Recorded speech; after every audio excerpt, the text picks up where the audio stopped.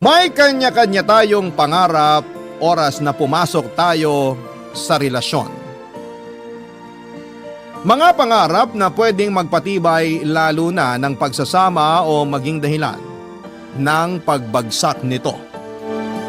Ikaw kabarangay, ano nga ba ang pangarap ninyo ng karelasyon mo? Dear Papa Dudut, magandang araw po sa inyong lahat. Ako nga pala si PJ, 31 years old.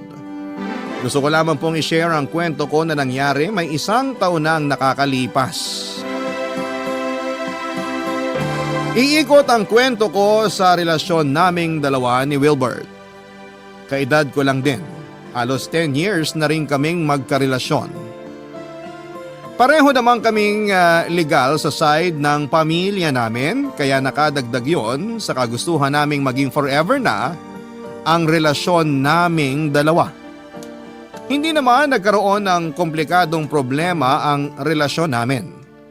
Naging peaceful ang pagsasama namin dahil magkaugali kami at hindi kami ma-issue na mga tao. Nagsama na rin kaming dalawa sa isang bahay para makatipid kami at para mas makilala pa ang isa't isa. Mas tumibay nga ang relasyon namin mula noong nagpasya kaming magsamang dalawa. Mas minahal namin ang isa't isa at hindi ko inakalang posible palang pangarapin mong makasama ang isang tao hanggang sa ibang buhay. Ganon ko kamahal si Wilbert at alam kong ganon din naman siya sa akin. Tulad ng ibang magkarelasyon ay nangarap din kaming maging maayos ang buhay namin. Ninais naming maging stable sa buhay para sa future ng pagiging pamilya namin. Napag-uusapan namin yon madalas kaya marami na kaming naplano bago pa kami umabot sa punto na nagbalak na kaming bumili ng bahay at lupa. Kahit nga hindi naman ganoon kalaki ang sahod namin ay nagtiwala kami sa isa't isa na mabibili namin ang pangarap naming bahay tulad ng iba. Na-inspire kami sa mga group sa Facebook kung saan ay nakapagpatayo na ang karamihan ng bahay. Doon din kami nakakakuha ng paraan at tips para madali kaming makapag-ipon para sa pangarap naming bahay. Inipon naming lahat ng nakita namin at halos mapuno na ng screenshots mula sa Facebook ang aming mga cellphone. Natuwa lang din ako na dedicated at ganado rin si Wilbert para sa pagbili ng bahay. Kaya naman naging madali na ang pagkakaroon ng inspirasyon sa amin para ipagpatuloy ang plano namin, Papa Dudut.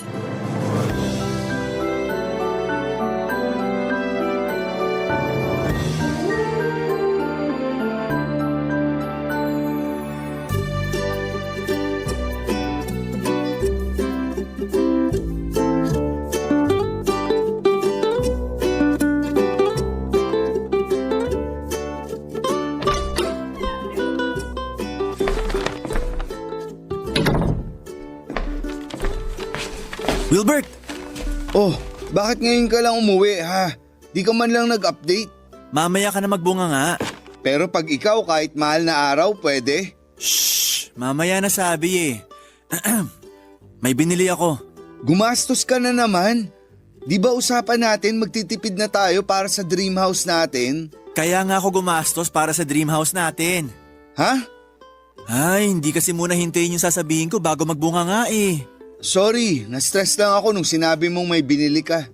Bumili ako ng arinola. Ayaw mo na ba sa banyo natin? Ha? Bakit kailangan mong bumili ng arinola?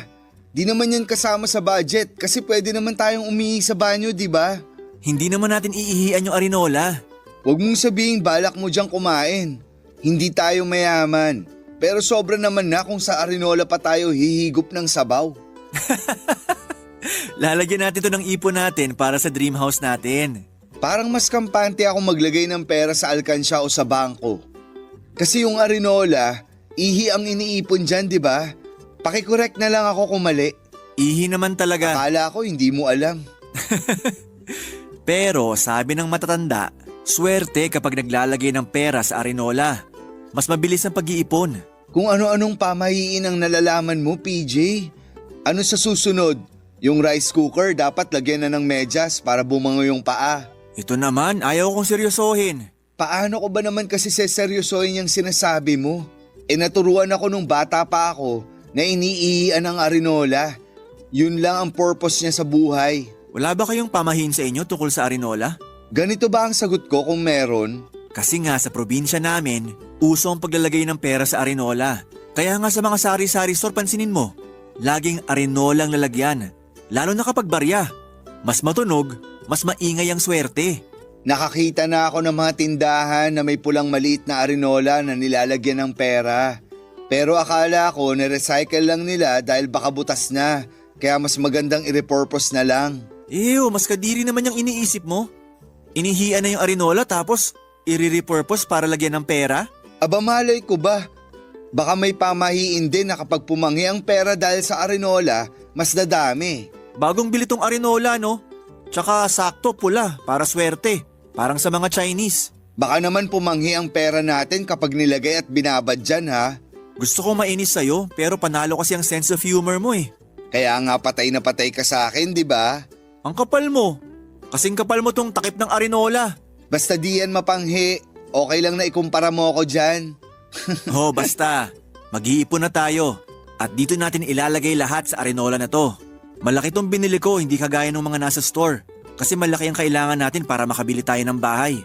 Bakit ba ayaw mong idiretso na lang sa bangko yung ipon natin? Kasi nga raw swerte kung ipapadaan muna sa arinola. Tuwing mapupuno ng pera tong arinola, tsaka natin ibabangko. Ang proseso naman ng pamahiin mo? Kung di lang kita mahal. Kaya lang mahal mo ako, no? Kaya sa arinola tayo mag-iipon. Mahal kita. Mahal din kita kahit magpapaniwala ka sa arinola. Ipinagpatuloy namin ang usapan habang nagmemeryenda kami ng hopyang baboy at malamig na orange juice. Iyon kasi ang naging tradisyon namin tuwing pinagpaplanuhan namin ang future namin. Pakiramdam namin noon natutupad ang mga plano namin kapag sinasawsaw namin ang hopyang baboy sa nagyeyelong orange juice.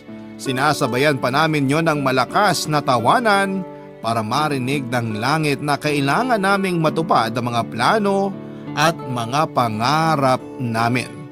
Kung hindi ba naman maingayan si Lord sa lakas ng tawa namin, ewan ko na lang talaga. Napag-usapan namin noon ng mga gusto naming bilhin sa bahay namin habang kaharap ang pulang arinola. Bala ko noon na konting gamit lang ang bilhin para makasunod sa pagiging minimalist dahil yon ang uso. Kaya lang ay kinontra ni Wilbert dahil sabi niya, hindi pwede ang pagiging minimalist sa ating mga Pinoy. Lalo na tayong mga nasa low to middle income class dahil panigurado kahit mga paper bag mula sa restaurant na hindi mo naman magagamit ay itatago mo pa rin. Umaasa kasi tayong magagamit pa rin natin yon balang araw kahit na hindi naman natin alam kung kailan. Marami pa kaming napag-usapan at hindi sana kami titigil kung hindi lang namin napansin ang mabilis na paggalaw ng mga kamay ng orasan. Oras na para magpahinga dahil kailangan muli naming magtrabaho kinabukasan para sa mga pangarap namin. Sa pangarap naming tahanan. Bago kami nahiga ay humarap pa kaming dalawa sa malapad naming salamin sa kwarto. Pinagmasdan namin ang bawat isa at saka ngumiti. Binulungan ako ni Wilbert at sinabing balang araw mas maganda na ang isusuot naming pangtulog. Binulungan ko rin siya at sinabing balang araw ay maganda na ang bahay na pagtutulugan naming dalawa. Napangiti kaming pareho sa mga bulong namin at saka nagpa siya na humiga sa kama para magpahinga. Hanggang sa panaginip ay umabot ang pangarap kong bahay para sa amin ni Wilbert. Ganon katindi ang kagustuhan ko noon na makabili na kami kaya sisimula na nga naming punuin ang arinola. Hindi ng ihi kundi ng pera. Mabilis lang sana ang pag-iipon kung walang problemang biglang darating sa harapan mo. Inaasahan ko naman ng may mga problemang haharang sa pag-iipon namin. Kaya lang ay hindi ko inaasahan kung gaano yon kabigat Papadudot.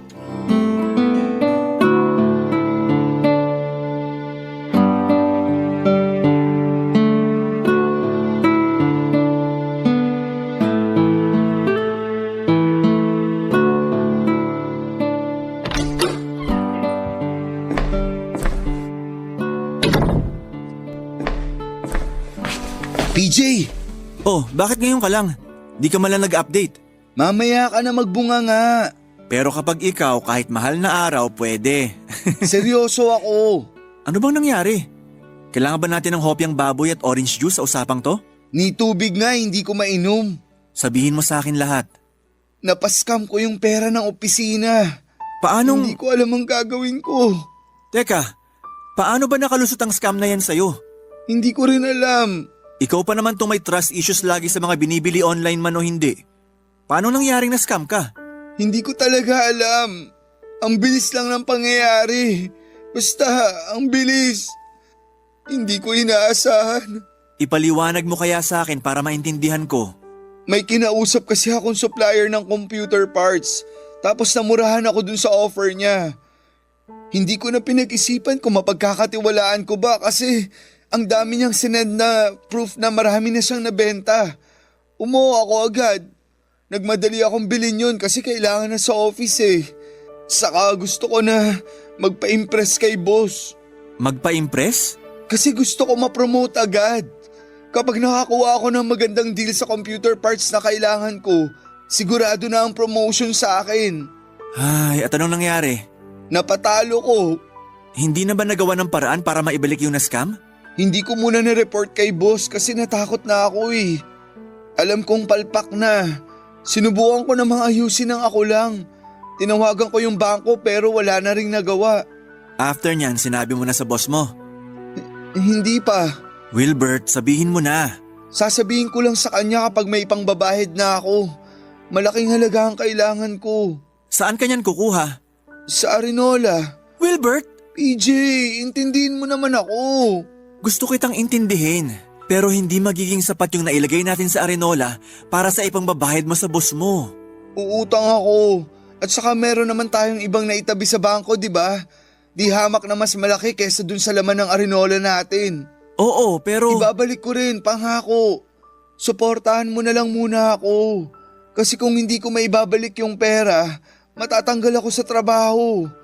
Pag natanggal ako sa trabaho, paano yung hulog sa Arinola? Paano yung pangarap nating bahay? So babalik tayo sa simula. Sorry kung ganun ang mangyayari. Kukunin ko lang sa kwarto yung Arenola. Bumili ka ng hopyang baboy at magtitimpla ako ng orange juice. Pag-uusapan natin yung susunod na gagawin. Nakabili na ako ng hopyang baboy kanina pa. Nasa loob ng bag ko. Alam kong kakailanganin natin yun ngayon. Magtimpla ka ng orange juice. Kukunin ko lang yung Arenola. Mabigat ang loob kong kinuha ang pulang Arinola sa ilalim na parte ng cabinet namin. Niyakap ko pa yon bago balikan si Wilbert sa sala. Nakapagtimpla na siya ng malamig na orange juice at nailabas na rin sa kanyang bag ang hopyang baboy. Inalok na niya sa akin ang mga yon bago kami nagsimulang pag-usapan ng susunod na plano. Nawala ng tamis ang orange juice sa akin. Hindi ko na-enjoy ang hopyang baboy tulad ng dati. Napakabigat ng nangyari kay Wilbert na kinailangan naming umatras sa pangarap naming bahay.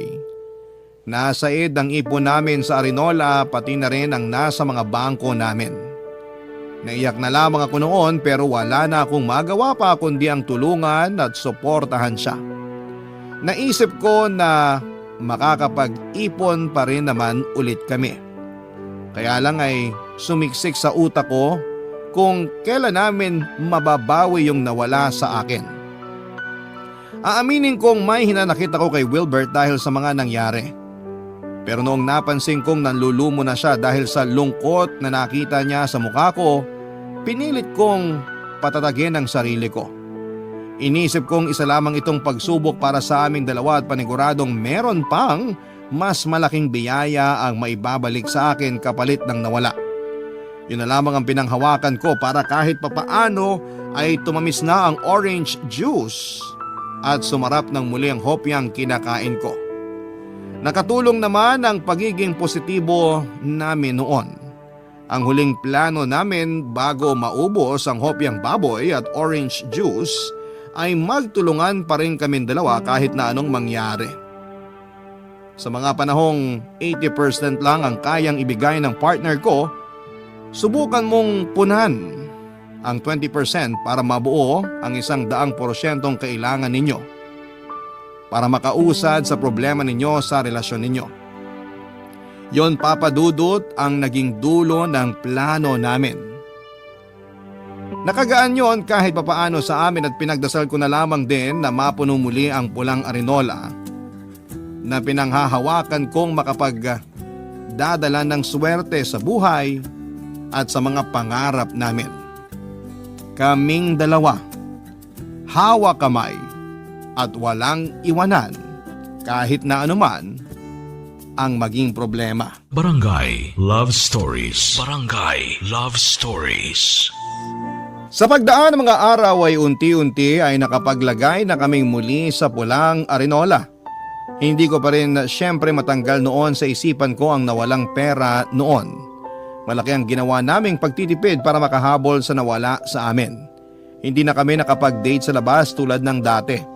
Nakakailang painit kami sa mga ulam na nabibili namin sa karinderya na binabaon na rin namin sa aming mga trabaho. Nabawasan na rin ang mga pagkakataon na bumibili kami ng hopyang baboy at orange juice. Hindi dahil hindi namin yun afford kundi dahil wala pa kaming susunod na plano. May mga pagkakataon noon na gusto kong sisihin si Wilbert sa mga nangyari. Pero pinigilan ko ang sarili ko dahil alam kong hindi yon makakatulong sa sitwasyon namin. Ayoko rin namang magkaroon ng problema ang relasyon namin dahil lang sa isang pagkakamali niya. Lagi ko na lamang binabalikan yung mga panahong nagsakripisyo siya sa relasyon namin para lang may pangbawi sa nagawa niyang pagkakamali. Hindi man naging madali ang magpatawad noon pero kinaya ko dahil mahal ko siya. Papa Dudut, akala ko ayun na ang huling beses na magagalaw namin noon ang arinola. Pero hindi pala. Hindi ko inakalang muling mababawasan ang laman noon at dahil na naman kay Wilbert. Isa na namang panibagong pagsubok yon sa amin samantalang hindi pa ako nakakahabol sa pagpapatawad sa kanya sa unang beses na unang ginalaw namin ang arinola. Isang araw, Papa Dudut, habang naglalagay ako ng dagdag ipon sa arinola ay napansin kong parang nabawasan ang laman noon. Hindi naman malinaw ng 100% ang alaala ko. Pero alam ko kung hanggang saan na ang inabot ng ipon namin doon. Alam ko kung ilang libo ang nabawas doon sa unang tingin pa lamang. Nakaramdam ako ng kaba at una kong naisip ay si Wilbert. Hinintay ko siyang makauwi ng bahay para kumprontahin siya at hindi ako mapakali noon habang naghihintay sa pag-uwi niya. Inaral ko ang mga tamang salita na gagamitin sa paghaharap naming dalawa. Kaya lang ay iba pa rin ang lumabas sa bibig ko noong nakaharap ko na siya mismo, Papa Dudut.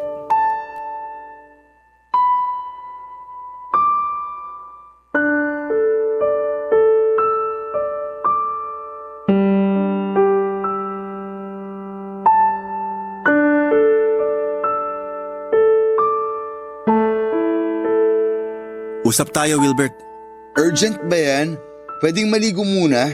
Nanlagkit ako sa traffic kanina eh. Mabilis lang to. Kung saglit lang naman pala yan, hayaan mo muna ako makaligo para tuloy-tuloy na tayo sa pag-uusap. Ay, oo nga pala, may gusto akong panoorin. Umupo ka na, kailangan na natin mag-usap. May nangyari ba? Bakit ang seryoso mo? May nangyari? Ikaw nga dapat ang unang makakasagot niyan. Wag mo naman akong daanin sa mga ganyang tanong. Alam mong mahina ako sa ganyan. Diretsahin mo na lang ako. Anong nangyari sa arinola? Nasa ilalim ng cabinet. Hindi yan ang sagot na kailangan ko. Ano bang sagot ang gusto mo? Eh hindi nga malinaw ang tanong mo. Wilbert, alam mo kung anong pinupunto ko rito. Alam mo kung anong isasagot sa tanong ko. Eh sa hindi nga, anong gusto mong gawin ko? Saan mo dinala ang ibang pera sa arinola? Ha? Ngayong diretsahan ng tanong hindi ka bigla makasagot? Hindi ko alam. Wilbert! Kumuha ako ng konti. Ilang libo yung konti? 10,000. At kailan mo balak sabihin sa akin na kumuha ka ron nang walang paalam sa akin? Ibabalik ko rin naman. Hindi kaso kung ibabalik o hindi. Kumuha ka nang walang paalam. Pera ko rin naman yun. At pera ko rin yun. Hindi ko ginamit sa mali ang perang kinuha ko ron. Ginamit ko para sa pagpapa-ospital ni Bunso. Nakiusap si nanay sa akin para tumulong ako kasi walang-wala rin sila. At bakit hindi mo sinabi sa akin ang sitwasyon ng kapatid mo? Bakit ngayon ka lang ito nalaman? Ayaw na sana kitang abalahin. Kasi alam ko namang problemado ka pa mula dun sa kinuha ko last time. Ayun na nga eh. Alam mo namang problemado pa rin ako ron. Tapos dinagdagan mo pa uli ngayon. Emergency naman tong nangyari kaya ako ginalaw yung ipon natin. Buhay na ng kapatid ko ang nakasalalay dun. Mas importante yun kaysa sa pangarap mong bahay. Naiintindihan kong importante ang buhay ng kapatid mo. Pero sana man lang sinabi mo sa akin. Partner mo ako. Kailangan ko ring malaman. Lalo na't pera natin ang ginamit mo para sa kapatid mo. Eh di sorry. Kung napipilitan ka lang sa sorry na yan, bawiin mo na lang. Nagsorry ako kasi gusto ko na lang matapos tong usapan na to. So napilitan ka nga. Bahala ka na nga dyan. Saka mo na lang ako kausapin kapag naiintindihan mo na ako. Huwag mong asahan na mangyayari yan anytime soon. Hindi talaga kami nagkaayos kagad ni Wilbert Papadudut. Nagpataasan kami ng pride at siya rin naman ang naunang nagpakumbaba dahil alam niyang may mali siya. Nakipag-usap siya sa akin para maresolbahan namin ang problema dahil nasa iisang bahay lamang kami at hindi namin pwedeng maiwasan ang isa't isa. Nakipag-cooperate naman siya at ganon din ako dahil gusto ko na ring magkaayos kami. Pero kinailangan ko munang ipaintindi sa kanya ang ginawa niya. Nagpatuloy naman ang pagpapakumbaba niya at na-appreciate ko yon. Nagsorry ako sa kanya at pinag-usapan kung paano kami makakabawi. Hindi rin kasi biro ang kinuha niyang pera dahil nga nagsisimula pa lamang kaming muli sa pag-iipon. Inamin ko sa kanyang masama ang loob ko at humingi muli siya ng sorry. Nakokonsensya raw siya dahil kailangan naman daw talaga magpaalam siya sa akin. Kaya lang ay emergency daw kasi yon at natakot siya na baka hindi ako pumayag. Nasaktan naman ako sa sinabi niya dahil parang wala siyang tiwala na gusto kong tumulong sa pamilya niya. Hindi ko na lamang pinalaki pa ang issue para makapag-move forward na kami sa buhay. Nangako si Wilbert na babayaran niya ang kinuha niyang pera na ginamit niya sa pagpapaospital sa kapatid niya. Pinangako rin niya na mas malaki na ang ilalagay niya kumpara sa akin, lalo na at may nauna na rin siyang kinuha mula sa ipon namin. Nalungkot ako dahil malaki ang sinakripisyo ko sa araw-araw at nagtitiis akong hindi bumili ng mga gusto ko para lamang makapag-ipon kami. Pero napakadali para sa kanya na kunin ang perang sabay naming inipon. Kaya lang nangyari na at wala naman akong magagawa pa. Pagkatapos noon ay nawala na ako ng tiwala kay Wilbert pagdating sa pera namin sa Arinola. Lagi ko na yung binabantayan at madalas ay hindi na ako mapakali noon kapag nasa loob siya ng kwarto na mag-isa at kasama ang Arinola. Hindi ko naman yon sinabi sa kanya dahil masasaktan siya. Pero nahalata niya dahil minsan ay nahuli niya akong binibilang ang laman ng Arinola, Papadudut.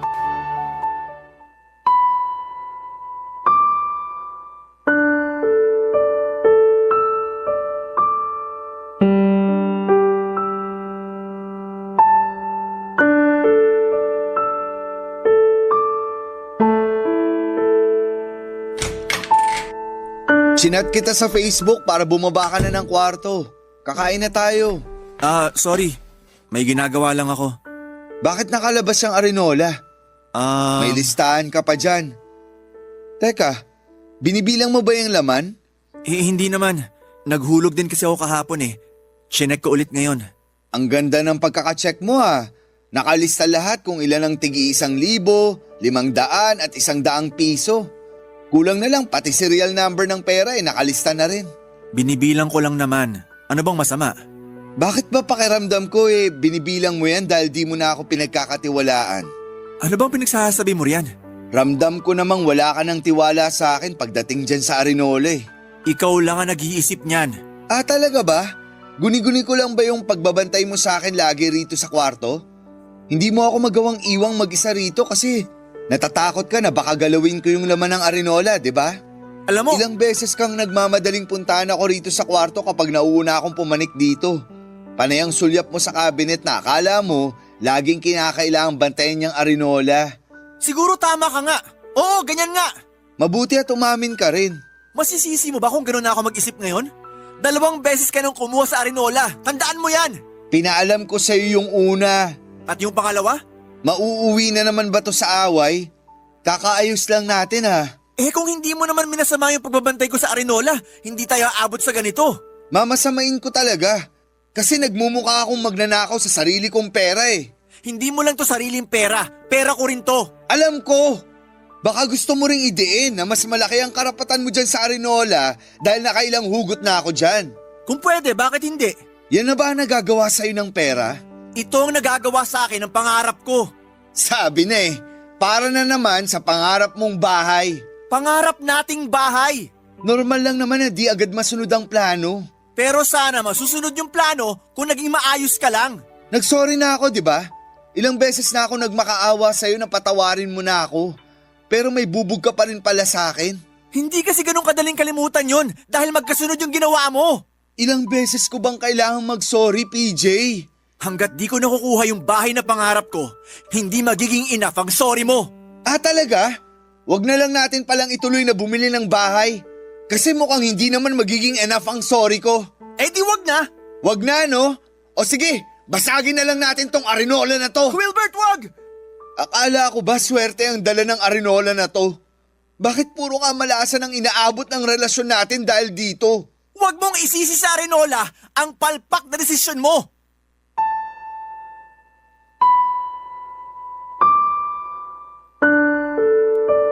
Papadudot lalong umaapaw ang galit ko nang tinuloy-tuloy ni Wilbert ang pagsira sa Arinola. May mga perang napunit dahil sa gigil niya. Naitulak pa niya ako nang pigilan ko siya sa ginagawa niya, Papadudot. Pagkatapos noon ay natauhan siya at nagsorry sa akin. Kinabigla ko ang mga nangyari, Papadudot, yun ang unang beses na nakita ko siyang nagalit ng ganon. Alam kong na-trigger ko siya pero hindi ko naman inakalang magiging ganon ang reaksyon niya. Natahimik kaming pareho pagkatapos mag-sink in ang mga nangyari. Nagkatinginan lamang kami pero wala ni isa sa amin ang gustong maunang magsalita, Papadudot. Napaupo ako sa sahig at napasandal sa gilid ng kama. Habang si Wilbert naman ay panay ang iwas ng tingin sa kumalat na pera sa nasirang Arinola. Nagtatalo marahil ang isipan niya kung pupulutin niya ang mga yon at susubukang ayusin ang Arinola. Walang may alam na natili kami sa ganong sitwasyon ng halos 1 oras. Ako ang naunang tumayo para matapos na ang sitwasyon na yon at nagtungo ako sa cabinet, hindi para ibalik at itagong muli roon ang Arinola pero para kumuha ng damit at siniksik sa bag ko. Nakita yon ni Wilbert at mukhang nalaman na niya ang plano kong umalis. Nilapitan niya ako at niyakap. Sinabayan niya yon ng iyak at nadala ako doon.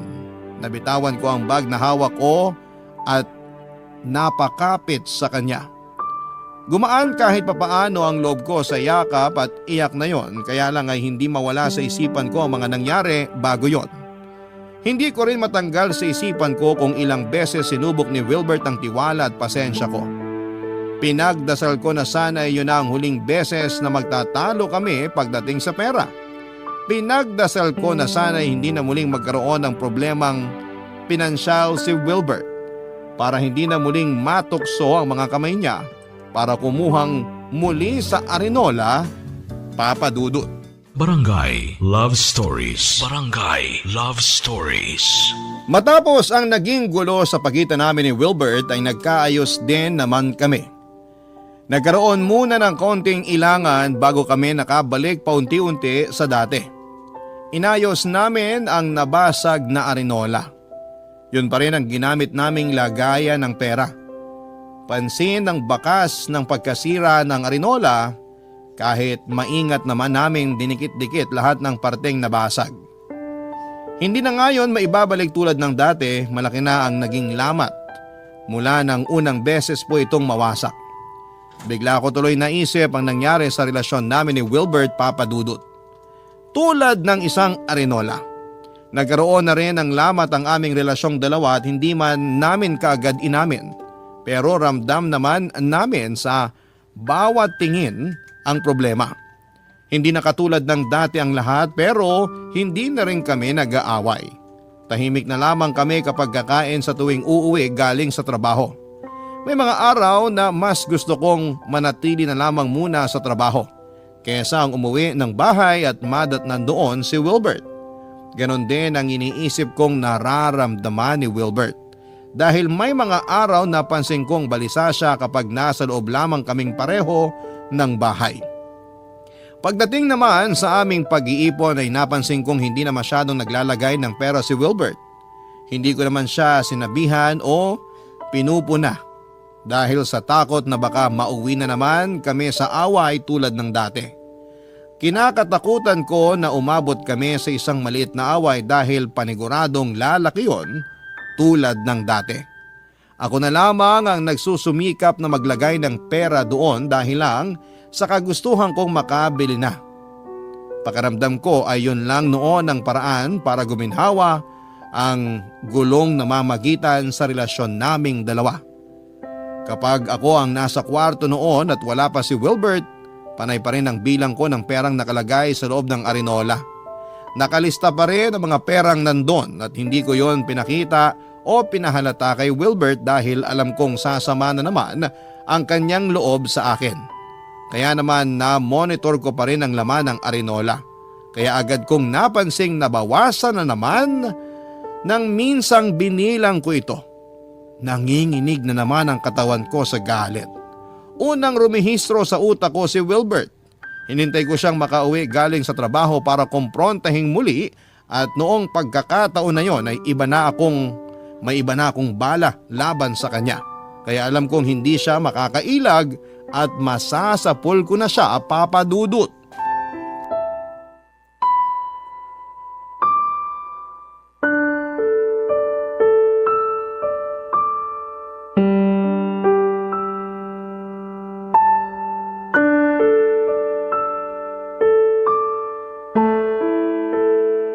Amoy alak ka. Nagkayayaan lang kasama mga katrabaho. Kahit nakainom ka, kaya mo bang makipag-usap sa akin? Nakikipag-usap naman ako sa'yo ngayon. Maayos pa naman ako. Sa bagay, mas maganda makipag-usap sa lasing. Kasi paniguradong hindi raw magsisinungaling. May problema na naman ba, PJ? Siguro. Diretsahin mo ko. Alam mong ayoko ng ganyan. Okay. Bakit kumuha ka na naman ng pera sa Arenola? Nagbilang ka ulit nung wala ako? Di na talaga mapirmi ang trust issues mo, no? Sabihin mo nga sa akin kung paano mawawala ang trust issues ko. Pinatunayan mo na naman sa akin na tama lang ang ginagawa kong pagdududa sa'yo. Papalitan ko rin. Kailan pa? Hindi ka pa nakakapagbayad sa una't pangalawa, tapos kumuha ka pa. Pag sinabi kong papalitan ko, papalitan ko. Konti na nga lang ang inihuhulog mo sa Arenola, pero grabe ka pa rin dumakot. Bakit di mo nalang inubos? Nahiya ka pa. Di mas lalo mo napansin. May nakakatawa talaga sa nangyayari, Wilbert. Ay, ayoko na kasing ma-stress. Ayaw mong ma-stress, pero ikaw itong may kagagawa ng stress mo. Kumuha ulit ako para sa maintenance ni nanay. Sinungaling! Hindi ako nagsisinungaling. Sabihin mo yan sa nanay mo na nakausap ko kanina lang. Pakialamera. Talagang pati nanay ko dinamay mo pa rito. At bakit hindi? Ikaw ang unang nandamay sa kanila dati, di ba? Bukas na lang tayo mag-usap. Paano mo nagawang magsinungaling tungkol sa kapatid mo? Ano? Hindi naman pala na ospital ang kapatid mo. Paano ka nakagawa ng ganun pagsisinungaling tungkol sa buhay ng isang tao? PJ! Yung totoo lang ang kailangan ko. Kung ayaw mong basagin kong Arenola na yon sa mukha mo. Gusto mong malaman lahat? Dalian mo! Yung pangalawang kuha ko sa Arenola, ginamit ko para ipangsugal. Para mabilis ako makabayad sa una kong atraso sa'yo. Sa ipon natin. Hindi kita minadali na magbayad. At talagang sa sugal ka pa kumapit? Yun lang ang paraan na alam kong mabilis. At dun sa unang beses na kumuha ako sa Arinola, Please, sabihin mong tungkol talaga yan sa na-scam sa'yo sa trabaho. na-scam naman talaga ako. At? Na-scam ako pero hindi sa trabaho. Na-scam ako ng isang babae. Ituloy mo! May naka-video call akong babae. Nakalandian. Habang tulog ka, may ginawa kami habang nagvi-video call. Hindi ko alam na na-record ng babaeng yun yung ginagawa ko at ginamit niya yun para i-blackmail ako. Malaking halaga yung kailangan niya at wala akong magawa. Doon totoong napunta yung unang pera na kinuha ko sa Arinola. EJ, I'm sorry. Isang beses lang naman yun. Hindi ko na inulit.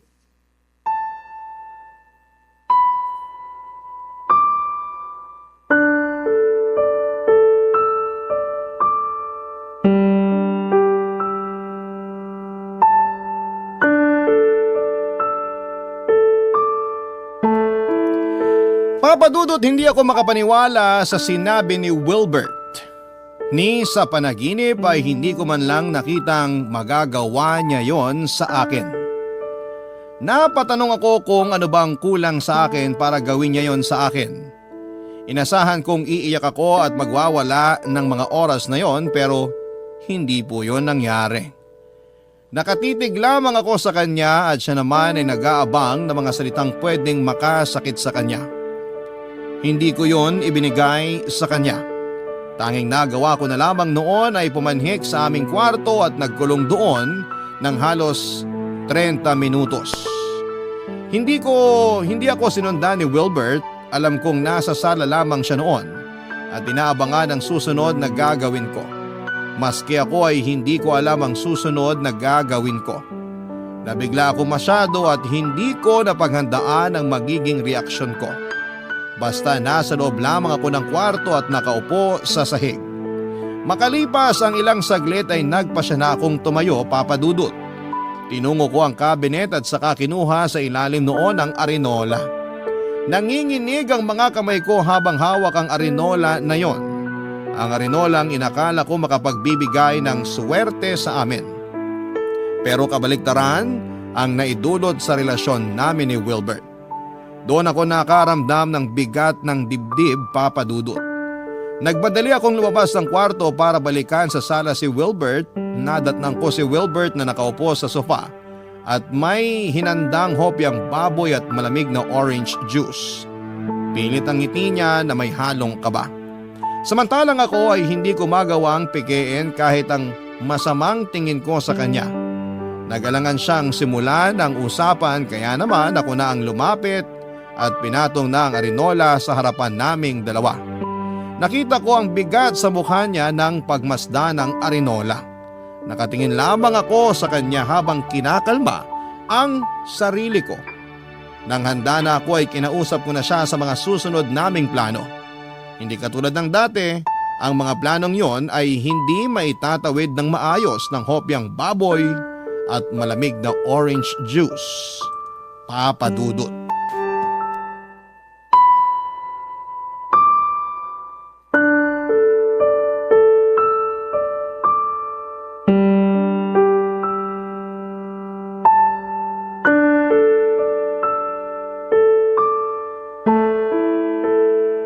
Kumain ka muna. Wala akong gana. Maaayos din natin to. Alam ko. Thank you. Akala ko kasi ayaw mo nang ayusin to. Magkano pa yung kailangan mo para sa babaeng ng blackmail sa'yo? Konti na lang naman na. Kasya na kaya tong laman ng arinola? Oo. At kung hindi naman, pwede naman akong umutang kina nanay. Aabalahin mo pa sila. Maiintindihan nila ako. Bakit? Kaya mo na bang sabihin sa kanila kung bakit kailangan mo ng pera? Hindi naman kailangang sabihin sa kanila. Paano pag nagtanong? Hahanap ng dahilan. Maghahanap ng dahilan? O gagawa na naman ng kasinungalingan? Baka mamaya sabihin mong ako naman ang na-ospital. Hindi kita tutulungan dyan. Hindi naman ganyan. Basta, ako nang bahala. Ikaw ang bahala, pero iba ang nagdudusa. Ayusin na lang natin to. Malulusutan din natin to. Hindi ko nga alam kung bakit kailangan kasama ako sa dapat lumusot sa problemang sinimulan mo. Alam ko galit ka pa sa akin at naiintindihan kita. Pero kailangan ko ng tulong mo. Yun naman lagi ang ginagawa ko, di ba? Simulan na natin kung paano to ayusin. Kung ano man yung kulang, huwag ka nang mag-alala. Ako na ang didiskarte. Kung hindi kinananay, doon na lang sa mga katrabaho ko. Mapapahiraman nila ako. Okay? Huwag kang mag-alala. Hindi na ako uutang sa'yo. Huli na tong paggalaw ko sa ipon natin. Dapat naman. Makakabawi rin ako sa'yo. Maghahanap ako ng isa pang trabaho para mapabilis yung pagbayad ko ng utang sa'yo. Saka para makahabol na tayo sa ipon para sa dream house natin. Aha. Excited na ako makalipat tayo sa dream house natin. Sisipagan ko na talaga ang paglalagay ng ipon sa Arenola. Aha. Para namang di ka nakikinig sa mga sinasabi ko. Sorry. Binibilang ko kasi tong laman ng Arenola para alam ko kung sapat sa ipangbabayad mo sa ng blackmail sa'yo. Sabi ko naman sa'yo, okay na yan. Ako nang bahala kung kukulangin. Pwede ba kitang bigyan ng 5,000 piso? May extra pa naman ako rito. Ha? Hindi na kailangan. Nakakahiya na. Tanggapin mo na. Huli na rin naman. Ang laki na nang naitulong mo sa akin. Hindi ko na kayang tanggapin yan. Pero kung maluwag naman sa loob mo, Kunin mo na tong 5,000 piso. Pagkatapos nun, kunin mo na rin lahat ng gamit mo rito sa bahay at umalis ka na. ha? Malakas naman ang pagkakasabi ko, no? Sigurado naman akong narinig mo. Akala ko ba ayusin natin to? Tama naman. Tinulungan kitang ayusin ang sitwasyon mo. Binigay ko na sa'yo lahat ng laman ng Arenola. May 5,000 pa akong ibibigay. Ang ibig kong sabihin yung tungkol sa relasyon natin. Iniisip mo pa talaga na may relasyon pa tayo? Matapos kong malaman lahat ng ginawa mo? Pero aayusin natin, di ba? Wala nang ibang kailangang ayusin. Gusto ko na lang umalis ka na rito sa bahay para makapagsimula na ako sa buhay ko. Paano yung dream house natin? Hindi ka naman talaga kasama sa pangarap na yon. Ako lang ang totoong nangarap sa bahay na yon. Kasi kung kasali ang puso mo ron, sana hindi ka gumawa ng dahilan para mabura ang pangarap na yon. Inabot ko na ang 5,000 kay Wilbert at binilinan siyang umalis na rin ng araw na yon. Hindi niya yon tinanggap kaya naman nilapag ko na lamang sa lamesa. Inulit ko ang mga sinabi ko baka lang sakaling hindi na proseso ng utak niya lahat ng mga nangyari. Hindi siya nakapagsalita at nakatingin lamang siya sa 5,000 pisong pinatong ko sa mesa. Nagpa siya akong umalis muna ng bahay, Papa Dudut. Bago ako lumabas ng bahay ay inulit ko ang pagpapaalis ko sa kanya. Sinabi kong babalik ako ng bahay oras na makaalis na siya. Hindi pa rin niya ako inimik. Nanatili lamang siyang nakaupo at tila nagtatalo ang isipan at puso niya sa gagawin. Hindi ko alam kung saan ako pupunta noon hanggang sa dinala ako ng mga paa ko papunta sa simbahan. Nagkataon nakakatapos lang ng misa at pasarado na ang simbahan. Naupo ako sa pinakadulong upuan at doon ay bigla akong napabulalas ng iyak. Nabigla ako sa mga nangyari dahil akala ko ay wala na akong luhang mailalabas. Pero doon lang nag-sink in sa akin lahat ng sakit na idinulot ni Wilbert sa akin. Madaling araw na ako nang makauwi at pagkarating sa bahay ay wala na mga gamit ni Wilbert. Pero hindi niya kinuha ang 5,000 piso at ang laman ng Arenola. Nanikip ang dibdib ko nang ma-realize kong tapos na nga talaga kaming dalawa. Sinimulan kong muli ang pag-iipon para sa dream house ko kahit na wala na akong katuwang. Bumili ako ng panibagong Arenola kung saan ko nilagay ang ipon ko. Inabala ko ang sarili ko sa pagtatrabaho at nagsimula na rin akong magnegosyo ng pet supplies. Mabilis lang napuno ang Arenola. Sa tuwing napupuno yon ay diretso na kaagad sa bangko. Mabilis lang na lumipas sa mga araw at nakaipon na ako ng sapat na pera para may pang down payment sa bahay na napili kong bilhin. Napaiyak na nga lang ako sa mga nangyari, hindi dahil sa lungkot o sakit, kundi dahil sa saya. Saya na akala ko ay tapos na ang pangarap kong magkaroon ng bahay dahil nawala si Wilbert. Pero hindi pala. Nag-iba lang ang direksyon at oras pero natupad pa rin ang pangarap ko. Nawalan lamang ako ng katuwang sa pangarap na yon pero inabot pa rin sa akin ni Lord ang lahat dahil siguro yun naman ang pinakamagandang plano. Papadudot, may mga taong makakasama mo sa pagbuo ng pangarap. Pero hindi pa rin natin masisiguro kung makakasama natin sila sa dulo para mabigyan ng katuparan yon. Pero kahit na ganoon man ang nangyari ay nagpapasalamat pa rin ako dahil mas lalo akong tumatag sa pagkawala ni Wilbert at mas lalo ako nagkaroon ng drive para bigyang katuparan ng mga pangarap ko. Hanggang dito na lamang po ang aking liham. Maraming salamat po at nagawa ninyong ibahagi ang aking buhay sa lahat ng inyong mga masusugid na tagapakinig sa Barangay LS. Muli maraming salamat po. Ang inyong forever kapuso at kabarangay, PJ. Ang anumang kapintasan ay hindi hadlang para mahanap mo ang taong tunay na nagmamahal sa iyo. Minsan, ito pa ang nagiging tulay para makilala mo kung sino talaga ang tatanggap sa iyo ng buong buo.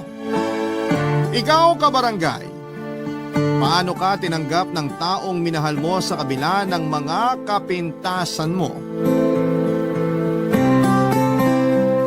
Dear Papa Dudut, magandang araw po sa inyo at sa lahat ng mga nakikinig ngayon sa Barangay Love Stories. Isa rin po ako sa mga libo-libo ninyong tagapakinig. Lagi po ako nakasubaybay sa Facebook para makinig ng mga bagong kwento ninyo. Tawagin niyo na lamang po ako sa pangalang Lyda. 32 years old sa ngayon at ang kwento ko naman ay nagsimula noong sa mas bati pa ako nakatira. 2 taon rin po ang nakakalipas. Papadudot, madalas ko pong idaw ng sarili ko lalo na tuwing hindi ko naiiwasang ikumpara ang itsura ko sa iba. May kapayatan po kasi akong babae at hindi na nakikita ang kaliwang mata ko dahil sa glaucoma. Pero pagdating sa height ay papasa ako sa height requirement sa mga beauty pageant. Hanggang 3rd year high school lamang po ang natapos ko dahil maaga akong namulat sa pagtatrabaho. Pa-extra lamang noon sa kung ano-anong trabaho ang tatay ko. Ang nanay ko naman ay sugaron at halos wala na ring pakialam sa aming magkakapatid. Mula nang umalis ako sa bahay ay nagkahiwa-hiwalay na rin kami ng 2 ko pang kapatid. Yung huling balita ko ay naghanap na rin sila ng trabaho dahil hindi na sila kayang buhayin ng mga magulang namin. Ipinagkasundo naman ako ng tatay ko sa kumpare nitong itago na lang natin sa pangalang Isidro. Tutol po ako sa pagsasama naming 2 dahil parang tatay ko na rin siya. Pero wala naman akong magawa lalo na't para sa tatay ko ay yun na lamang ang silbi ko. Malaki kasi ang naitulong ni Isidro noong magipit ang pamilya namin. 58 anyos na si Isidro at nagtatrabaho siya bilang Kristo sa sabungan. Pero bukod doon ay nagkaalaga siya at nagkukondisyon ng mga manok na panabong sa kanya ibebenta ng mahal. Maselan po siya pagdating sa mga alaga niyang manok. Kaunting pagkakamali lang ay halos bugbugin na niya ako. Mula din ang magsama kaming 2 ay hindi na niya ako pinayagang mamasukan bilang kasambahay dahil wala raw mag-aasikaso sa kanya. Lalong-lalo na sa mga alaga niya. Sa katunayan, Papadudot, ay impyernong maituturing ang naging buhay ko sa poder ni Isidro. Pero tiniis ko na lamang ang lahat. Iniisip ko kasi na wala rin namang ibang magkakagusto sa kagaya kong hindi na nga kagandahan, ay bulag pa ang kaliwang mata, Papadudot.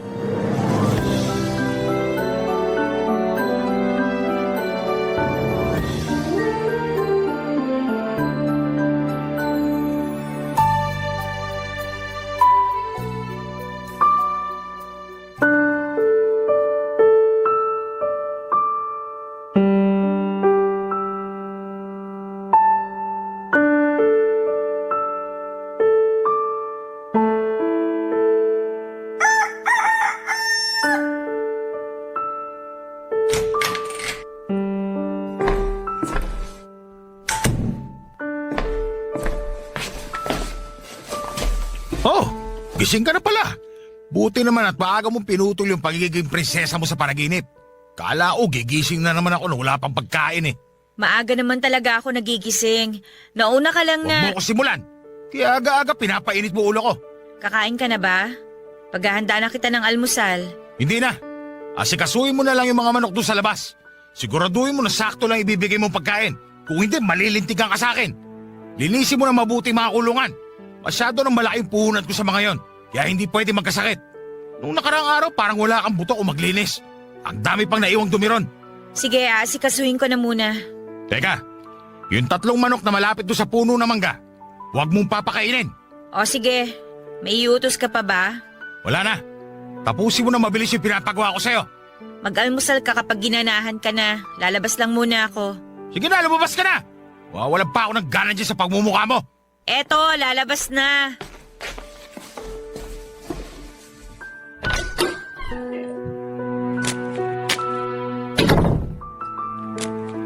Makapagsalita para namang napakagwapo niya. Konti na nga lang magiging kamukha na niya yung mga manok niya rito eh. Uy, Laida! Rene, ikaw pala. Napadaan ka. Sus, tinatanong pa ba yan? Inagahan ko nga pagdaan ko rito para umaliwalas naman yung araw mo. Ang aga mo nga eh. Humihilik pa sa higaan yung mga sisingilin mo ah. Baka mamaya masigawan ka pa pag bigla ka na lang nangatok. Sinadya ko talaga to para wala silang taka sa akin. Yung tipong pagmulat pa lang ng mga mata nila, may pogi nang naniningil. Loko ka talaga. Pinatatawa lang kita. Ganda ng sikat ng araw tapos ang dilim-dilim niyang mukha mo. Paano hindi didilim eh puro utos kagad yung mahal na hari? Hindi pa nga ako nakakapag-almusal pero mga manok na kagad niya yung inaatupag ko. Nako, sundin mo na lang muna kaysa naman masaktan ka pa. Kilala mo naman ugali ni Mang Isidro. Ay teka, may dala pala akong pandesal dito. Kung gusto mo, sa'yo na to. Oh, Ay hindi na. Hindi naman ako nagugutom. hindi ba talaga o nahihiya ka lang? Akala ko ba maniningil ka? Simulan mo na. Baka mamaya matakasan ka pa nung iba dyan. Sige na nga. O siya, alis muna ako. Bubulabugin ko muna yung mga may utang sa akin. Ingat ka. Sige. Ay, buti pa si Rene. Malaya niyang nagagawa yung gusto niya. Sana ako rin. Hoy, Laida! Ano pa tinutunga-tunga mo dyan?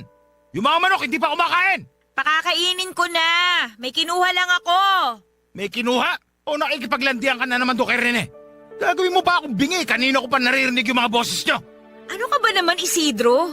Napadaan lang yung tao, tsaka kukunin ko lang naman yung walis. Hoy, nasan yung walis? Nabulag na rin ba pati yung kabilang mata mo kaya di mo makita? Saka anin mo yun eh, hindi ko naman sinabing mong walis ka. Ang sabi ko kanina, pakainin mo yung mga manok. Bobo ka talaga. Eto na nga oh, pakakainin ko na nga. Ayusin mo yung pagsagot mo. Baka gusto mong biglang makakita yung kalawang mata mo pag inumpog kita. Pasensya na. Yan! Ganyan dapat. O yung bilin ko, wag na wag ka magwawalis. Magsasabong ako ngayon.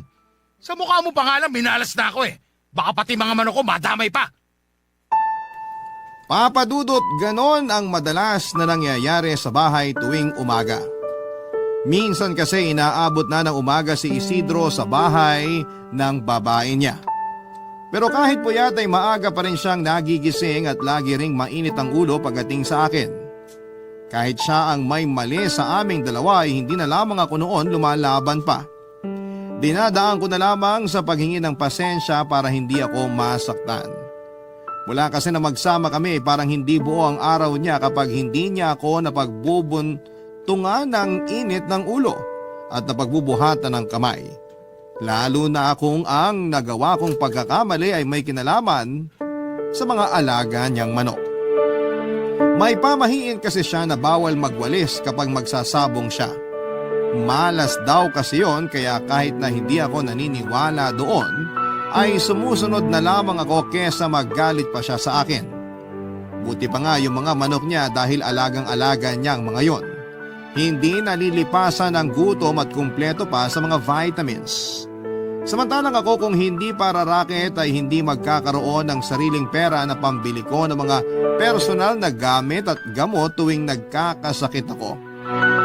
Naisip ko nga na kung si Rene siguro ang nakatuluyan ko ay hindi magiging ganon kamiserable ang buhay ko, Papa Dudut.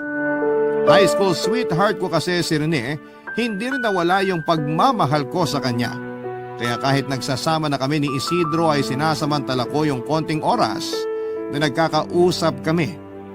Naghiwalay kami noon dahil sa tatay ko na tutol sa relasyon naming dalawa.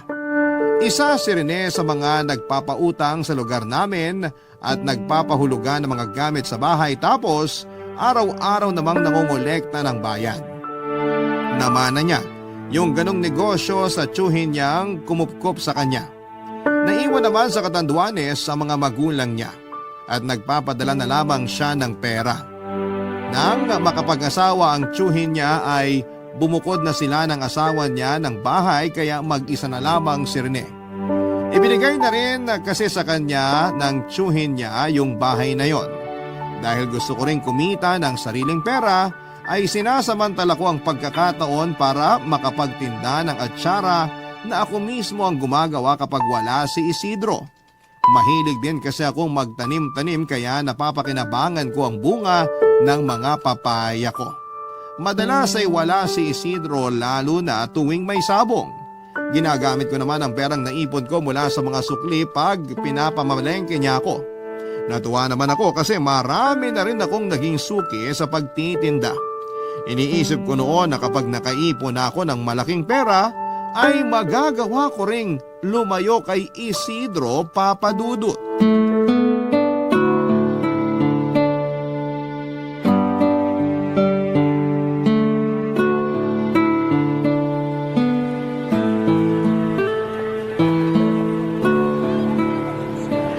Buti naman napadaan ka rito. Bibili kasi ulit ako na atsara mo eh. Talaga? Uy, o nga pala, baka gusto mo rin ng chicharon. Nagdagdag kasi ako ng paninda para madagdagan yung kikitain ko. Nakakapagod din kaya maglibot ito sa barangay natin. Sige, bigyan mo ako ng 5 chicharon tapos 2 atsara. Teka, hindi ka ba nabibigatan dyan sa mga dala mo? Dami rin yan ha. Tsaka mukhang bibigay na rin yan bayong na pinaglalagyan mo. Kala mo lang yun. Matibay tong bayong ko, no? Tsaka walang mabigat kapag negosyo yung pinag-uusapan. Pero teka, kabibili mo lang ng 3 garapon ng atsara nung isang araw ah. Inuulam mo ba yun? Grabe naman to. Parang ayaw mo na ako pagbentahan ah. Hindi naman sa ganon. Nagtataka lang ako kasi 3 na nga yung binili mo nung isang araw tapos nung isang linggo lang may 5 ka pang in-order. Huwag mo sabihing binibenta mo rin yun tapos sinutubuan mo ha? Uy, hindi no. Natitikim ko rin kasi sa mga kakilala ko yung atsara mo. Nagustuhan nila kaya binigyan ko silang lahat. Yung bibiliin ko sa'yo ngayon para sa akin na talaga. Oo na nga lang. Oh, ito. Ayos din tong packaging ng atsara mo, no? Buti hindi babasaging garapon yung ginamit mo. Pag kasi nabitawan mo yung bayong nadala mo, nako, wala ka ng pakikinabangan. Naisip ko na rin yan kaya plastic na garapon ang ginagamit ko. May nakukuhaan din kasi ako ng mure. Buti naman kung ganun. Nga pala, hanggang anong oras ka pa ba magtitinda? Tindi ng init oh. Oo nga mainit ngayon. Pero uuwi na rin naman ako maya-maya. Kailangan ko kasi makabalik kagad sa bahay. Mahirap na. Ay, susubukan ko lang na ibenta pa tong mga chicharon. Kapag may natira, di ihahabilin ko na muna sa bahay ng kaibigan ko para hindi makita ni Isidro. Ibang klase rin talaga si Mang Isidro eh. Hindi siguro masarap ulam ng nanay niya nung ipinagbubuntis pa lang siya. Parang pinaglihi sa sama ng loob eh. Sira! Pero ewan ko ba? Parang nasa lahi na nila yung ganun. Kita mo naman yung mga kapitbahay namin na kamag-anak niya, di ba? Walang pakialam kahit binubugbog na ako sa harapan nila. Tama nga lang daw sa akin yun eh. Ay, hindi ko rin naman maintindihan kung bakit nagtitiis ka pa sa kanya. Kung tutuusin, pwede mo na siyang layasan kahit anong oras mo gusto. Hindi naman kayo kasal. Hindi pwede. Malalagot ako sa tatay ko, no? Alam mo naman na sanggang dikit sila ni Isidro. Ano namang laban ko sa kanilang dalawa, di ba? Kung yung utang na loob ng tatay mo yung inaalala mo, bayad na yon sa tagal mo na sa poder ni Mang Isidro. Kaya huwag ka na magpapadala sa mga panunumbat na matandang hukluban na yon. Matandang hukluban talaga, ha? O huwag mo sabihin ipagtatanggol mo yung amoy lupa na yon sa panlalait ko. Hoy, bakit ko naman ipagtatanggol yon? Sus, kahit nga kulamin mo pa siya, hindi kita pipigilan, ano? Sa totoo lang, napakaswerte niya. Kasi magandang lalaki lang ako pero di ako mangkukulam. Alam mo, puro ka talaga kalokohan. Ay, siya nga pala, pwede bang makiinom naman? Kanina pa kasi ako nauuhaw eh. Sus, yun lang pala eh. Kahit nga makikain ka pa, okay na okay lang. Ipagluluto pa kita. Oy, hindi na ano, nakakahiya. Tubig lang ang kailangan ko. Okay, sige. Pero alam mo, pwede mo rin naman akong kailanganin kung gusto mo. Ah! Joke lang. Tara, pasok ka na sa loob. Papadudot pagpasok ko sa bahay ni Rene ay hindi ko inaasahan noon yung makikita ko sa kusina niya. Nakita ko roon ang mahigit 10 garapon ng atsara na mukhang naipon na sa kakabili niya sa akin. Nalungkot ako dahil iniisip ko na kinakaawaan niya lamang ako kaya siya bumibili ng mga paninda ko. At hindi totoo na nagustuhan niya at ng mga kakilala niya. Sinabi ni Rene na ginawa niya lamang yon dahil ayaw niyang mahirapan ako sa pagtitinda. Pero ang hindi ko inaasahan ay yung pag-amin niya na mahal pa rin niya ako, Papa Dudut. Hindi agad ako nakapagsalita at nang matauhan ako ay nilinaw ko sa kanya na kailangan na naming kalimutan kung ano man ang nararamdaman namin para sa isa't isa. Gulo lamang kasi ang idudulot noon para sa amin. Tungkol naman sa mga binili niyang atsara ay hindi na ako naggalit pa sa kanya dahil alam ko naman na gusto niya lamang akong tulungan. Pero sinabi ko rin na hindi na yon dapat maulit pa. At kailangan ko na rin siyang iwasan para sa ikakatahimik ng buhay naming dalawa. Pero hindi ako tumigil sa pagtitinda pero iniwasan ko na noon ang mapadaan sa bahay ni Rene para wala nang dahilan na mag-usap pa kami.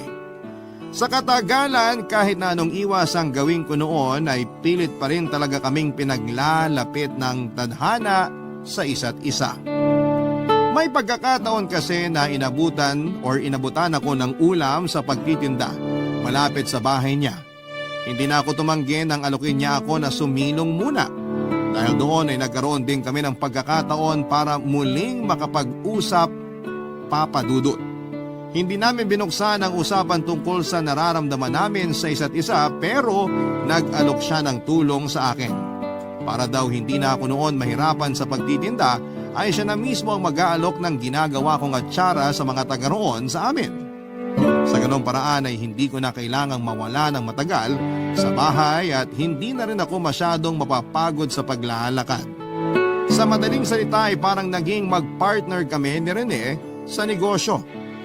Ang akala ko noon ay magiging maayos ang lahat dahil maganda naman ang resulta ng pagtutulungan naming dalawa. Pero nagkamali ako, Papa Dudut, dahil mukhang iba ang nangyari pagkatapos ng lahat ng yon. Barangay Love Stories. Barangay Love Stories. Papa Dudut, may isang gabi na nakaranas muli ako ng pambubugbog ni Isidro. Nalaman niya kasi yung tungkol sa pagtitinda ko at pinaamin niya ako kung saan galing ang pinangpuhunan ko doon. Nagsinungaling ako at sinabing inutang ko yon pero hindi siya naniwala at paulit-ulit akong sinaktan. Pero sa pagkakataon na yon ay mas malala pa ang ginawa niya. Nagtamo ako ng mga sugat at halos mawala na rin ang malay nang tumama ang ulo ko sa haligi ng bahay niya. Dahil hindi ko na nakayanan pa ang ginagawa ni Isidro sa akin ay pansamantala akong umalis sa bahay niya at nakituloy sa bahay ng kaibigan ko. Nakarating naman kay Rene ang nangyari kaya pinuntahan niya ako at inalok ng tulong. Nung una, Papa Dudut ay nag-alangan akong tanggapin ang alok niya na kumuha ng paupahan at titirhan ko. Pwede naman daw ako sa bahay niya pero alam niya na madali akong matutunton doon ni Isidro. Sigurado rin na hindi siya titigilan ni Isidro kapag nalaman itong tinutulungan niya ako. Kaya naman pinag-isipan ko talaga yon ng mabuti. Nakibalita na lamang muna ako sa kaibigan ko at doon ko nalaman na hinahana pa rin ako ni Isidro. Yun din ang naging dahilan kaya nabuo ang desisyon ko na pumayag na sa alok ni Rene. Pero kung kailan handa na ako ay saka naman dumating ang panibago na namang problema, Papa Dudut.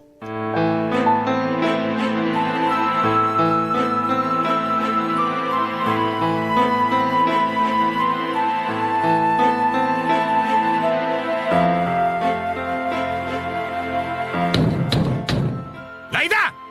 Alam kong nandiyan ka sa loob! Si Isidro yun Lumabas ah. ka dyan! Paano niya nalaman na nandito Lalabas ako? ka ba dyan o gigibahin ko itong pinto? Huwag mo ako subukan, buwisit ka! Bahala na.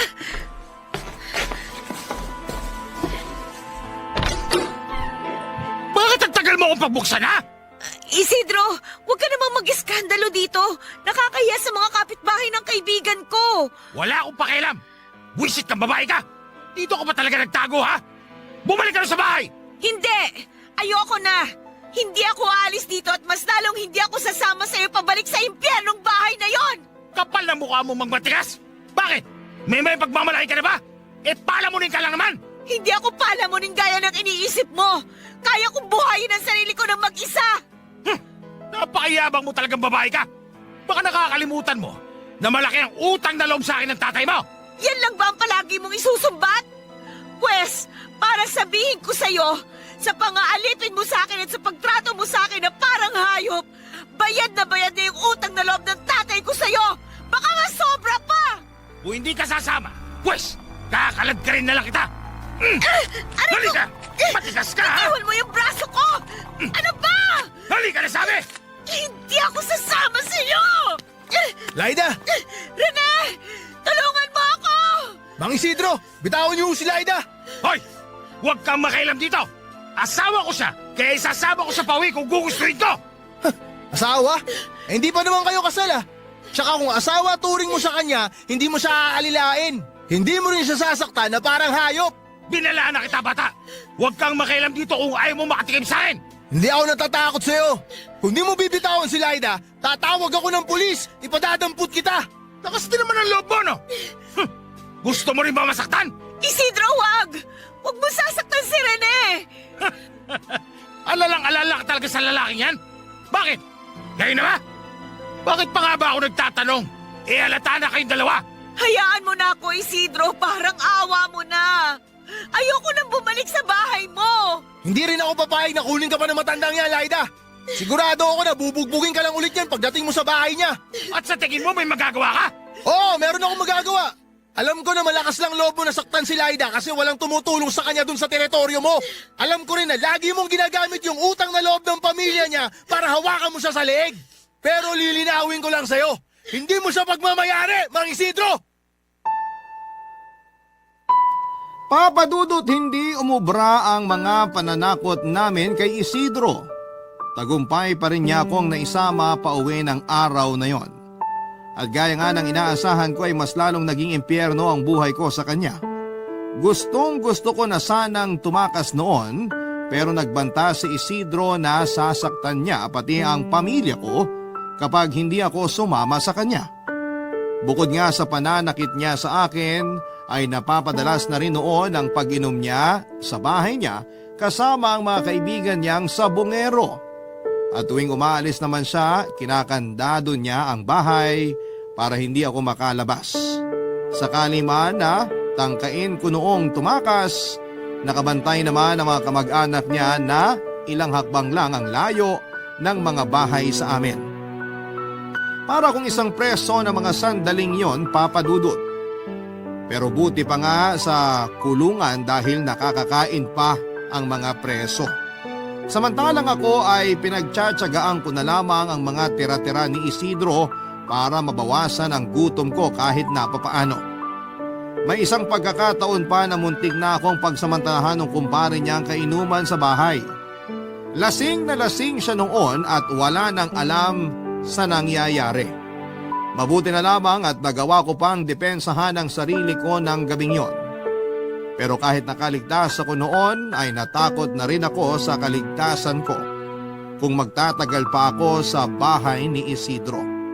At para matakasan ang kalupitan niya at ang tuluyang pagkasira ng buhay ko, Gumawa na ako ng paraan na makahingi ng tulong kay Rene. Kahit natatakot ako na madamay siya sa problema ko, ay nagbabaka sakali pa rin ako, Papa Dudut.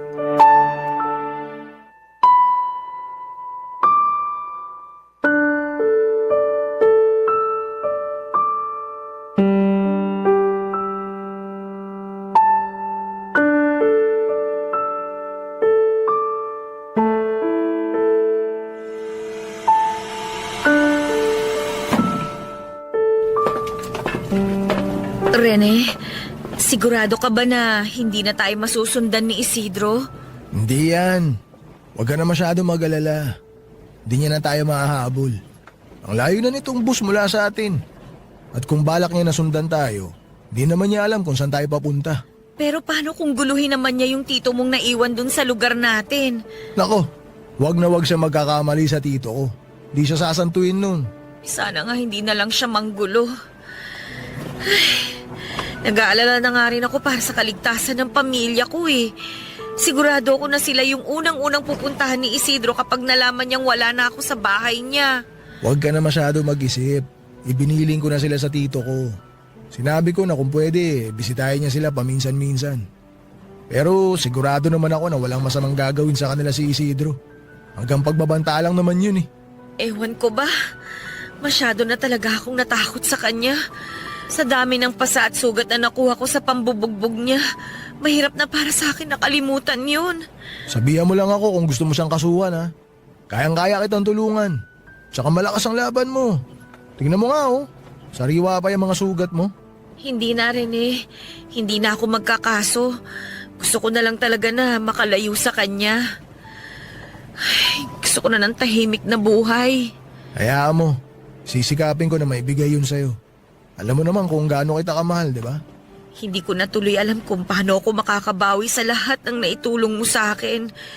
Tsaka malaki na rin yung gulo na binigay ko sa'yo. Anong bawi-bawi sinasabi mo dyan? Di mo kailangan bumawi. Yung kasama pa lang kita ngayon, okay na ako. Ay, kung alam mo lang kung gaano ko nakatagal gustong gawin to.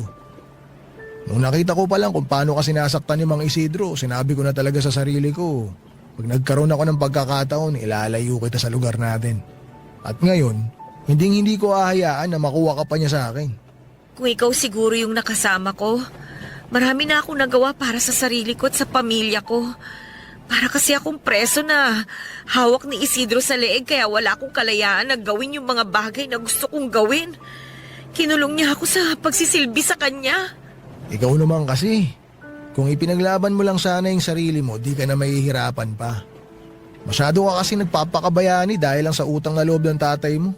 Nagpapakatatag lang talaga ako noon kasi ayoko pang mamatay.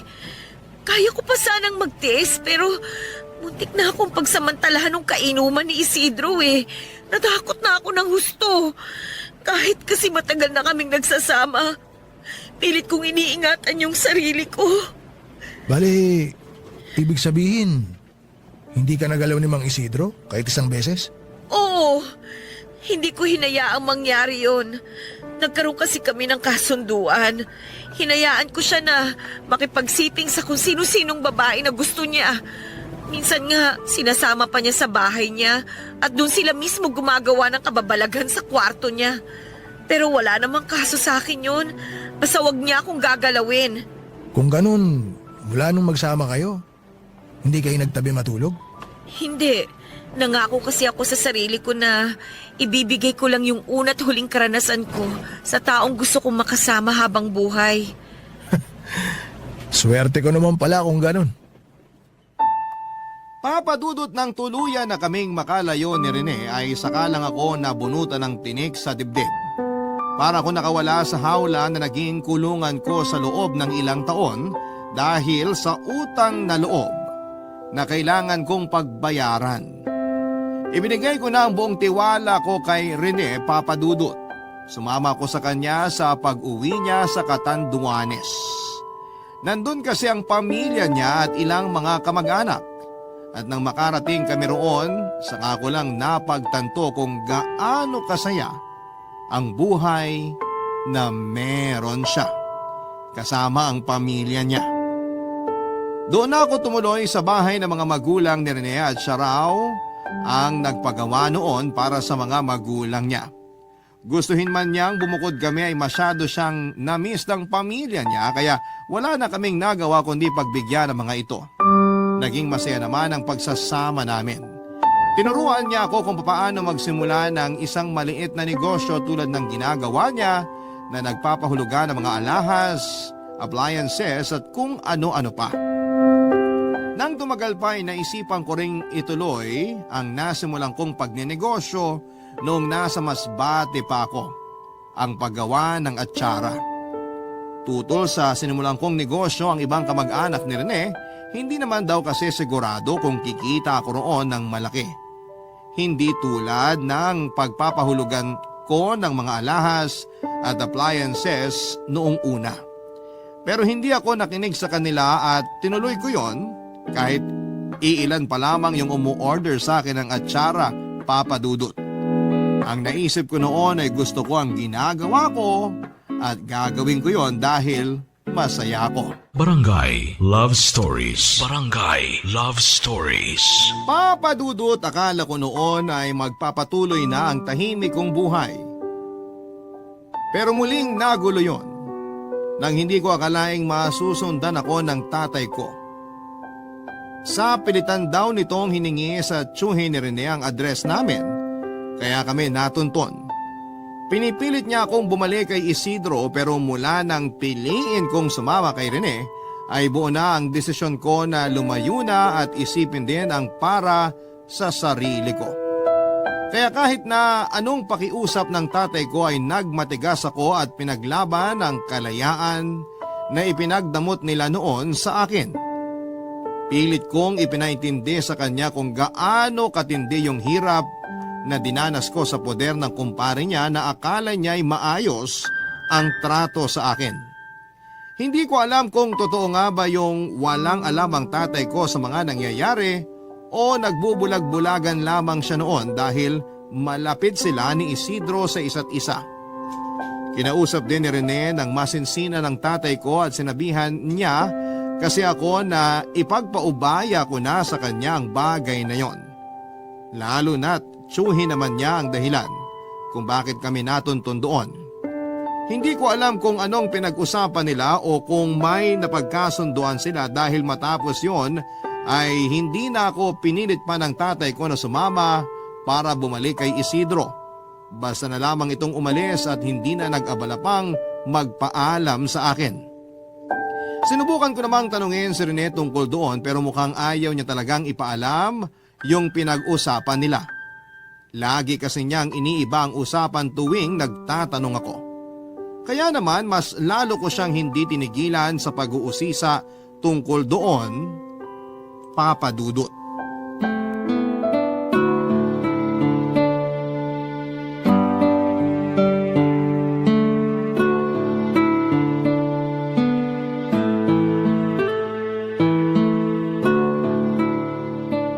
Mahal, ano ba talagang sinabi mo kay tatay kahapon? Bakit ganun mo na lang siya kabilis na papayag na hindi na ako isama pabalik sa Masbate? Kilala ko siya. Kung gaano katigas yung ulo niya, ganun din katigas ang puso niya. Hindi siya makikinig sa akin kahit na magmakaawa ako at lumuha pa ng dugo. Hayaan mo na yun. Sa amin na lang yun ang tatay mo, mahal. Basta ang mahalaga, okay ka na. Diba? O kumusta nga pala yung negosyo mo? Ay, ayun, matumal pa rin ang benta. Yung iba kasi hindi naman daw kumakain ng atsara. Hindi ko tuloy alam kung tama ba na sinimulan ko pa yun. Nagsisimula ka pa lang naman kasi, kaya normal lang yung ganyan. Papatok din yan pag tumagal-tagal. Lalo na kung marami nang nakatikim ng atsara mo. Hindi lang kasi talaga yun ang problema ko, mahal. Ay, hayaan na nga natin yun. Baka masyado lang talaga akong nagpapakasensitibo. Sa lalim ng buntong hininga mo po, pwede ba namang hayaan na lang natin yun?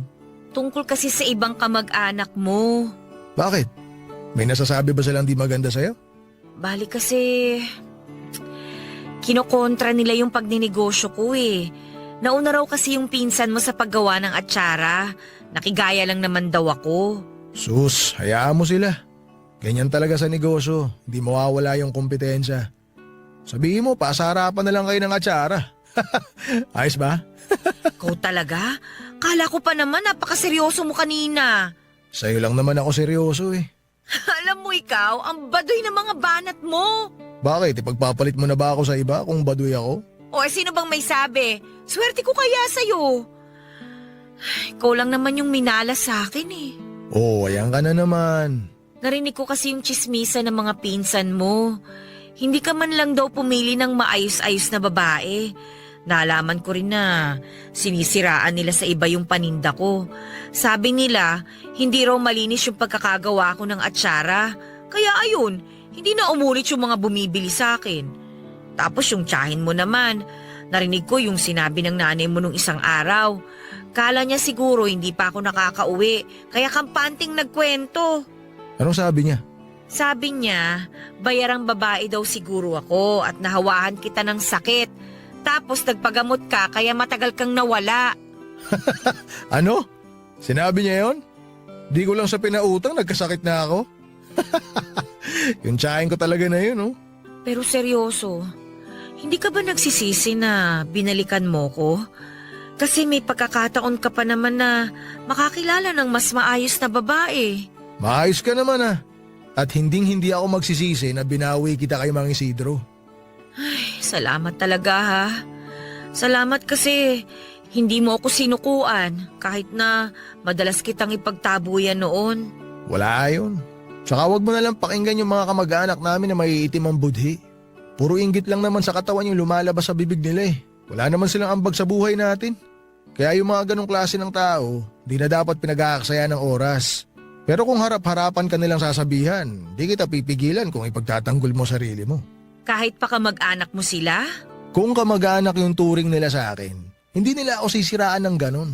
At itatrato ka nila ng maayos. Kasi kung talaga nagmamalasakit sila sa akin, tatanungin nila ako kung ano nangyari. Di ba? Hindi yung mag-iimbento agad sila ng kwento. Dinamay ka pa. Ay, kahit saan talaga, hindi nawawala yung mga mapanirang tao. Tapos pag pinatulan naman, sila pa yung aastang biktima. Mahal, wag na natin sila pag-usapan. Hayaan mo na lang sila magkwento kay nanay, di naman sila paniniwalaan nun. Ay, nga pala mahal, may gusto sana ako itanong sa'yo eh. Ano yun? Paano kung alokin kita ng kasal? Tatanggapin mo ba? Ha? Ha? Hotdog! Nakakainis ka naman eh. Seryoso ka ba talaga kung ano? Paano kasi? Ang ganda-ganda nung pagkakatanong ko tapos isasagot mo sa akin. Ha? Eh bakit hindi na ba pwedeng magulat? Alam mo naman pala biro ko eh, di ba? Pero itong sasabihin ko, hindi to biro. Laida, gusto na kitang pakasalan.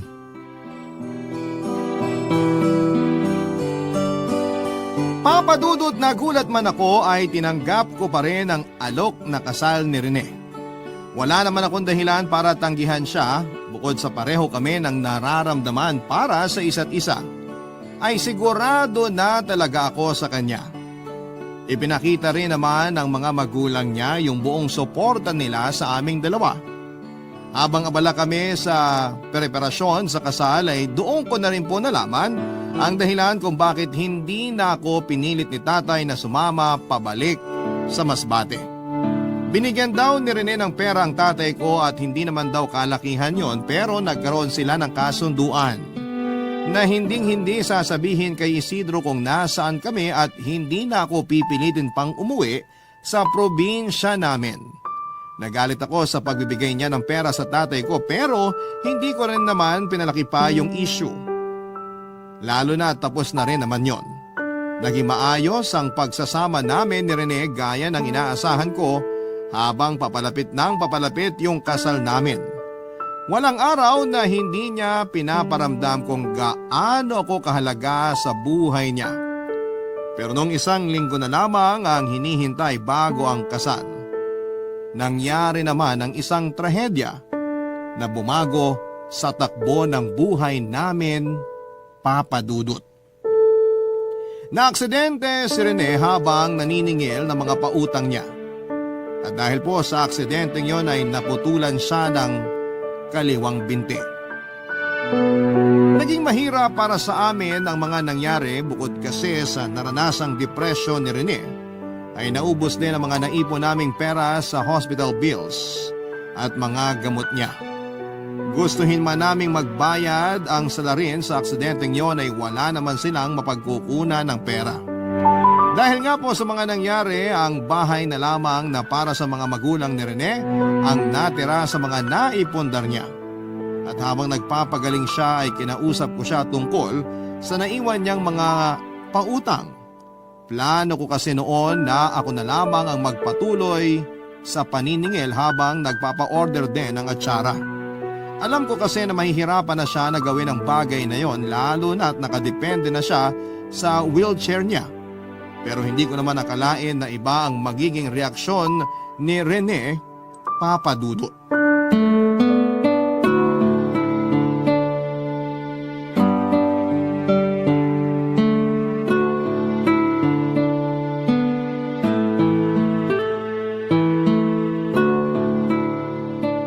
Ano ba yan niluluto mo? Tsaka bakit parang ang dami? Magbabaon kasi ako ng pagkain. Tapos dinamihan ko na rin para may ulam ka na mamayang tanghalian. May lakad ka pala?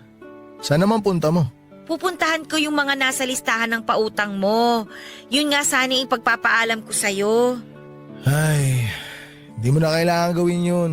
Ako nang bahala dun.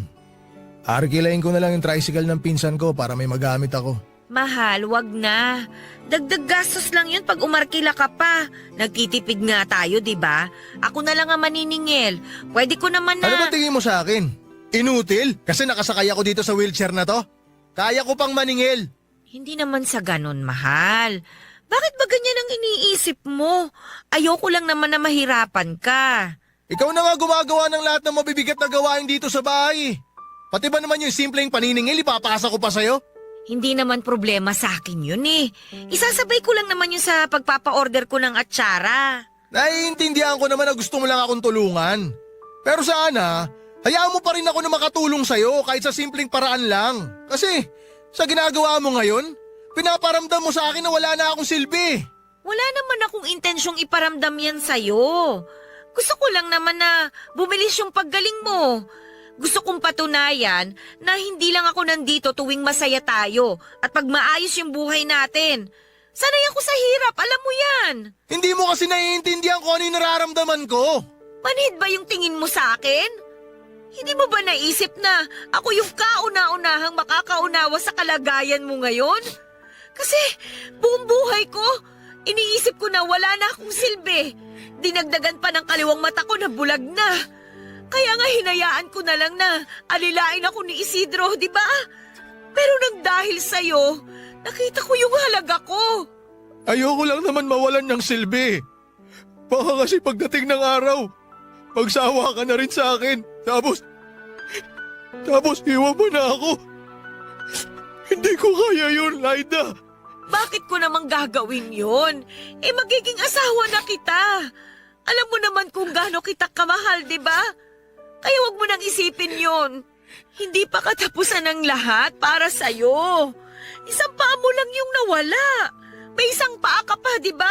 Kayang-kaya mo pang tumayo. At saka nandito ako para umalalay sa'yo. Hindi mo na kailangan magkulong sa mga negatibong iniisip mo. Pero ayoko magtagal ng ganito. Kung mapapagod ka sa paghahanap buhay, dapat ako rin.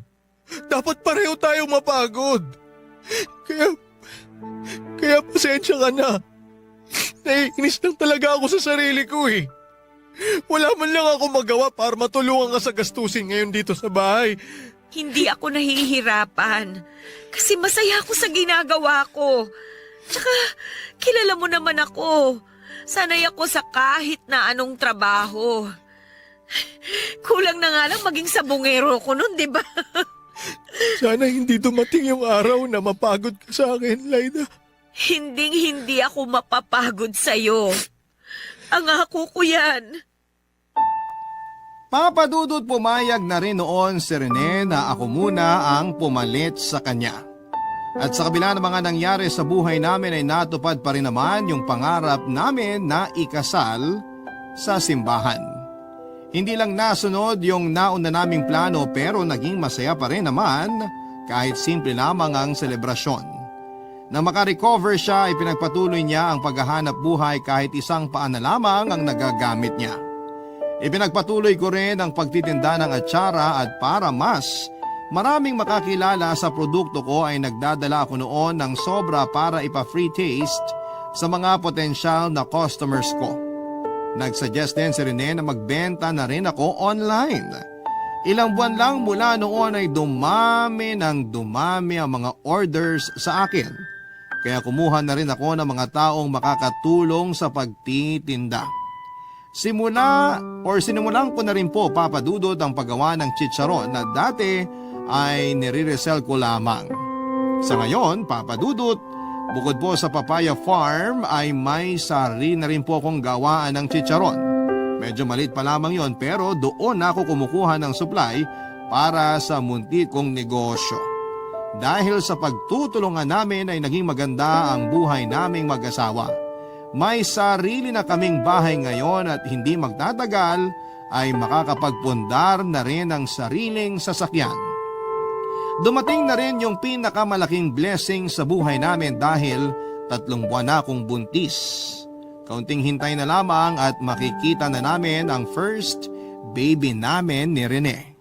Hanggang dito na lamang po ang kwento ko, Papa Dudut. Sana po kahit papaano ay nakapagbigay ng inspirasyon ang kwento ko sa mga nakikinig sa inyo. Maraming salamat po sa inyo at sa lahat ng mga nasa likod ng Barangay Love Stories. Lagi pa rin po kaming sosuporta sa inyo at makikinig sa mga